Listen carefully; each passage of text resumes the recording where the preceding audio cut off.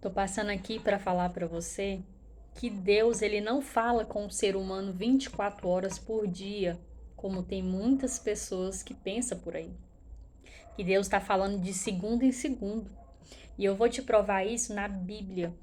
Quando eu me lembro da história de Jó, do capítulo 1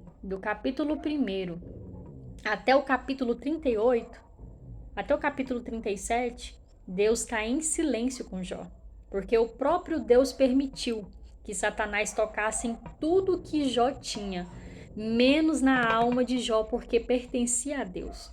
Mas todo esse processo que Jó teve que passar de perdas, de todos os males que acometeu Jó, porque a palavra fala que até uma lepra, né?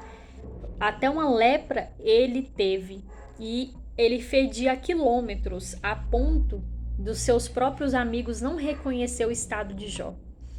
Mas a partir do momento que Jó começou a indagar a Deus o porquê que ele estava passando por aquilo, no capítulo 38 Deus resolveu responder às indagações de Jó. Então, eu quero te dizer que Deus responde quando Ele quer e quando é necessário. Porque Jó, enquanto Deus estava em silêncio, Deus estava trabalhando no vaso que era Jó. Deus estava trabalhando e lapidando Jó. E ele estava tendo um encontro sobrenatural com Deus. Porque ali, Jó, ele, ele começou a ser ele já era um verdadeiro adorador. Satanás pensou que Jó adorava a Deus por aquilo que Deus fazia e dava para Jó.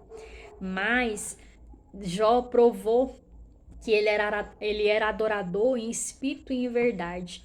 Que o mesmo Deus que dava para Jó tudo aquilo que ele tinha, era o mesmo Deus também que permitiu ele passar pela prova. Então é isso que Deus quer quando eu e você quando eu e você passar pela prova, que a gente o adore ele mesmo sem entender nada, porque Jó não estava entendendo nada, mas ele sabia que o Redentor dele, no momento certo, ia se levantar pela causa de Jó, e foi o que aconteceu. Outra história também que me vem à mente é a história de José.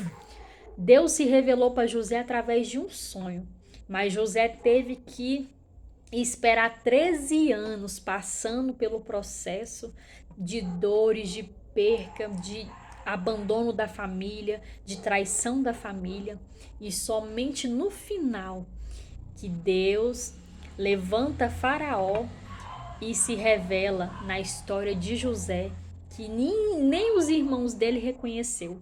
José, o tanto que ele ficou irreconhecível com a glória de Deus e o que Deus fez na vida dele. Então, quero te dizer, meu irmão e minha irmã, não fique caindo nessas revelações baratas, nessas revelações que muitos colocam aí, como se Deus tivesse toda hora algo para te passar, que isso é mentira. E tem horas que Deus, ele nos deixa totalmente no deserto, igual ele fez com Agar. Mas quando a gente pensa que vai morrer, ele brada lá do céu. E ele fala para você: coma mais pão e beba mais água, porque a tua caminhada é longa. Então, até o silêncio de Deus é lucro para mim e para você, porque no silêncio ele trabalha. Enquanto Jó ficava questionando a Deus, Deus já estava trabalhando e preparando algo sobrenatural. Porque no primeiro capítulo, o próprio Deus dá um testemunho de Jó para Satanás, falando que ele era um homem temente, um homem que se desviava do mal, e um homem também que era o homem mais rico, né, daquela região ali. Mas no final, Jó tornou-se um homem, um homem amigo do Espírito Santo, coisa que o dinheiro dele não comprou, coisa que o dinheiro não compra. Só é amigo do Espírito Santo, íntimo do Espírito Santo, aquele que decide ficar nas mãos do oleiro, aquele que decide deixar Deus trabalhar na sua vida, amém?